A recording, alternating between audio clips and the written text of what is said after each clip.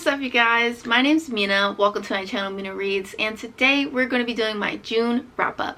June was an interesting reading month. I didn't read that much quantity wise. I feel like in May I read like, I don't know, 18 books or something like that, 17 books.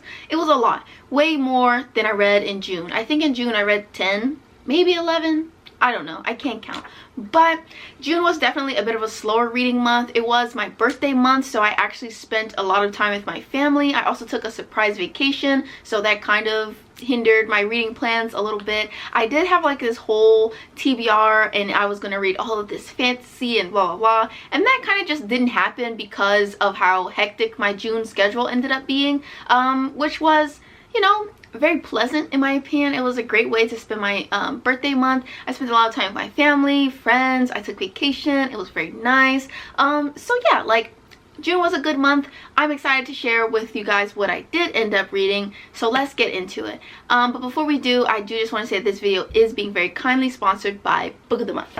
Book of the Month is a super popular and fast-growing online subscription service for readers. Their mission is to promote new and emerging authors and help readers discover books that they'll love. How it works is that each month their team vets hundreds of books and provides members with a carefully curated selection of new and early release titles to choose from, so that you can spend more time reading, less time researching. If for any reason the selections picked that month don't stick out to you, you can skip any month at any time and you will not be charged. Plus, they have the best prices for new released hardcover fiction, and you can get your first box for $9.99 with the code MINAREADS. This month's selections include We Are the Brennans by Tracy Lang. This is a family drama and a story about the redemptive power of love. Sisters in Arms by Kaya Alderson. The Sisters in Arms is a historical fiction novel about the first and only all-black battalion of the Women's Army Corps, and it is based on a true story. Then we've got The People We Keep by Allison Larkin. This is a coming-of-age story set in the 90s. It's about a young girl. She runs away from home and she basically sets down roots in upstate New York, and this is supposed to be like a found family novel, which I'm very excited about because I absolutely love the found family trope, so I'm really excited to try this one out. Then we have Razorblade Tears by S.A. Crosby. This is a suspense thriller about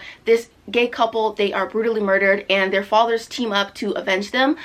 It seems really interesting, and it kind of seems like if you enjoy like Liam Neeson movies, you'd probably enjoy something like this, so I'm very intrigued by it. Finally, we have a COVID-19 thriller. So this is essentially about this couple. They get together at the very beginning of the pandemic. They decide to move in together for quarantine, but only one of them makes it out of quarantine alive. I'm really excited to see how this like COVID thriller is gonna go.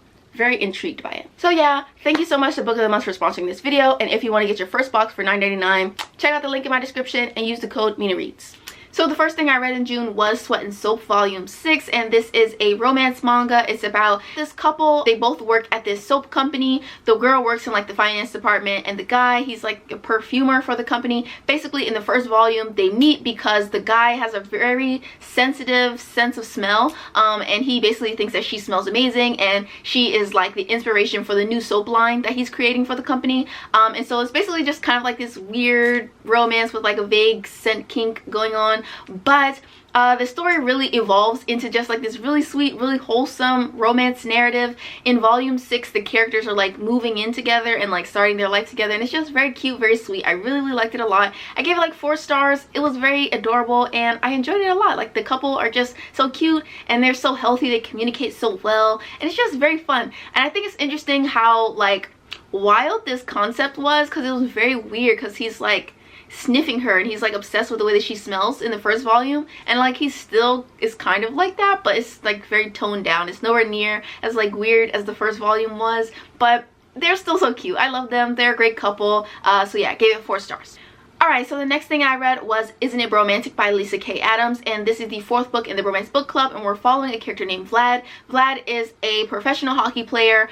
He's from Russia, and basically a few years ago he decided to enter a marriage of convenience with his childhood best friend Elena so that she could move to America with him and she could begin studying journalism. So him and Elena have this marriage of convenience. He's really in love with her. He doesn't know how to tell her though, and she believes that she's kind of a burden on him. So their relationship is at this breaking point. They're kind of on the verge of divorce, but they really both have like very intense feelings for each other.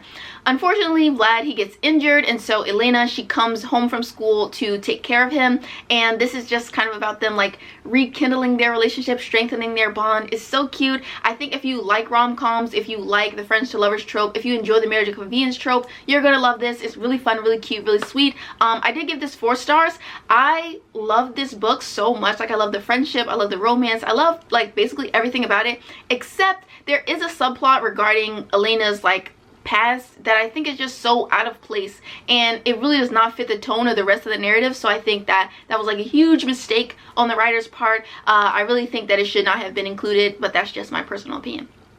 Moving on. After that, I read The Intimacy Experiment by Rosie Danan. This is the second book in a series. The first book is called The Roommate. I don't remember what the series is called though.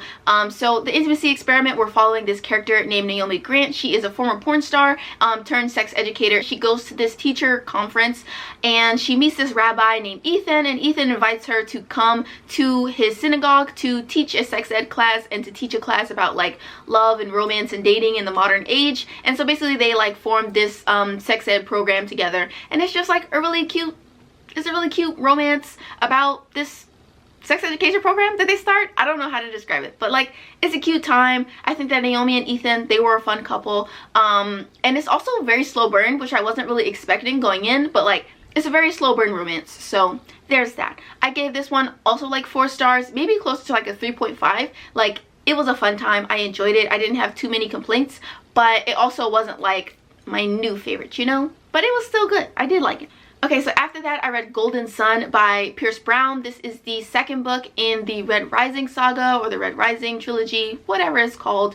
So Red Rising, we're following this character named Darrow, and Darrow is a Martian. So he is a red, and in the Martian society, there is this like color-based caste system, and reds are at the bottom of the totem pole, and they're basically used for slave labor. So at the beginning of the series, Darrow, he basically discovers that him and his people are enslaved, and he actually didn't know because they are forced to like toil underground, and then there's like a whole thriving society on the surface of Mars that he didn't know existed. So he basically gets recruited by this organization called the Son of Ares to start a revolution from the inside of the Martian society. So the golds are at the top of the food chain, and Darrow is supposed to go undercover as a gold so that he can, like, you know, demolish the society from the inside. So that's basically the plot of the whole series, and that's essentially what he's doing in the second book.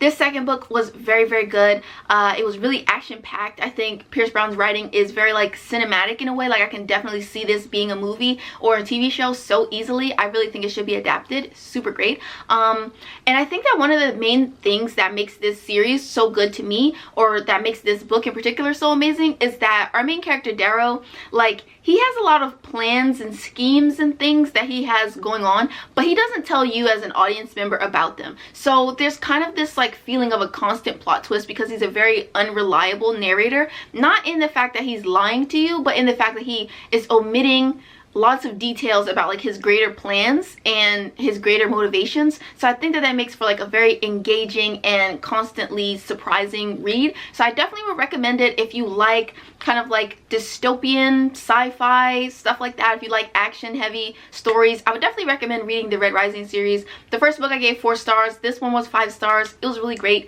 Can't wait to read the finale. And yeah, it was a good time. So after that, I read Son of the Storm by Suyi Davies Onkambawa, and this is a African-inspired fantasy, and we're following a number of POVs. The main POV is this guy named Danso. Danso, he is a scholar in this city called Baso, and basically there's kind of like a caste system that goes on, but he's a scholar. And then he has a fiance named Eshime, who is also a scholar. They don't really see eye to eye, but they're kind of like in this arranged marriage sort of deal. And basically stuff and things happen. This story is really, I don't want to like say everything because I feel like some of it you should kind of be shocked by when you read it, but I think that this series or this story is very much about historical revisionism and how, you know, victors are the ones who write the history. So the conquerors, the oppressors, are the ones who get to say and determine what happened or what history is. And I think that it really shapes like the worldview of a people in a society. So in particular, the people in the city of Basso, they are completely controlled by this society that is kind of lying to them about the history of what has happened to them as a people or what goes on outside of their city limits. And it's just really interesting in that regard. I think thematically it deals a lot with like colonization, colorism, historical revisionism, as I said, and things like that, because there are a lot of secrets that this society is keeping from the general public. And our main character Danso, he is not one to take that lying down, and he is very inquisitive, too inquisitive for his own good, and he is going to get to the bottom of all of the secrets in this society, no matter what anyone has to say. So I would say that this was like a 3-star read for me personally. I didn't really like Danso as a protagonist. Not that he was like terrible, but he was very idealistic and he had basically no common sense, and I didn't enjoy reading about him. But there were other POVs that I found really interesting, like his fiance Eshime. She was so interesting to me. I really loved her POV. And there's another character called Lilong that appears about halfway into the book where we start getting her POV, and her POV was also really interesting. But Danso, he was not for me. So after that, I read It Happens One Summer by Tessa Bailey. This is a adult rom-com. It's about this girl. What's going on with the lighting? Son, what are you doing? Anyways, so It Happened One Summer is about this girl Piper. She's a socialite and a party girl, and basically she parties too hard one day and she gets into some legal trouble. Her stepfather kind of bails her out, and he's going to pay for all of her legal fees and stuff, but he's decided that he's a bit tired of her, so he sends her back to her hometown, which is this small town by a harbor that's basically occupied by like fishermen and stuff. She meets this hot fisherman named Brandon. He's a bit of an asshole at first. They start falling in love, blah blah blah. It's a very cute like small town romance. I gave it like 3.5 stars. It was really enjoyable. I really like Piper as a main character. I did not like Brandon that much as a person. I felt like he was very lacking in personality, but he was wealthy and willing to redistribute his wealth to Piper, and you know, I have to stand for that at least. So like 3.5 stars. It was a good time. I enjoyed it. So then I read Liquor and Laundry by Tasha L. Harrison, and this is a romance about these two characters, Ahmad and Hattie. And so basically Hattie, her name is Hadassah, both have mutual crushes on each other in high school. A lot of years have passed and they are still part of like the same friend group. They still see each other occasionally. One day they hook up at a party about a year ago, and you know, a year has passed. They're still thinking about each other, and so Ahmad goes to visit Hattie at her family's laundromat, and things get a little hot and heavy from there. And this is basically about them like finally embarking on a relationship after having mutual crushes on each other for years. I give this book 5 stars. It was so good. Like, okay, so the two protagonists, they are such crybabies. They're crying about everything. They're so emotional and, oh, not cheesy, but they're just so emotional and sappy. I loved every single minute of it. When I tell you that they were constantly crying, like every 2 pages somebody was crying or tearing up or almost emotional, and I was eating it up. I love that shit. I don't know why. I don't know what it was, but I just loved it. It was just so cute. It was so emotional and sappy, but it was also really, really steamy, like very, very steamy, and it was just giving. Like, I really, really liked it. I can't wait to read more by Tasha L. Harrison in the future. It was just a serve. I loved it. I stan. Can't wait to read more by that author in the future. Then I read Queen Move by Kennedy Ryan. So Queen Move is about these two characters, Kimba and Ezra. They used to be best friends from childhood, literally from infancy. They got separated when they were about 12 or 13, even though they were like the best of friends. They rekindle a friendship when they get to their like 30s, I think. And basically this is like this really epic, whoa, what am I doing right here? So it's basically just like this really epic friends to lovers romance. Very dramatic, but it's also very sweet. I think Kennedy Ryan is a really amazing writer, and I think that she is like a really emotional writer, I want to say. Like, I think that she writes drama and angst very well. So I give this book 4 stars. I did enjoy it a whole lot, and I think if you like friends to lovers romance, you'll probably like it.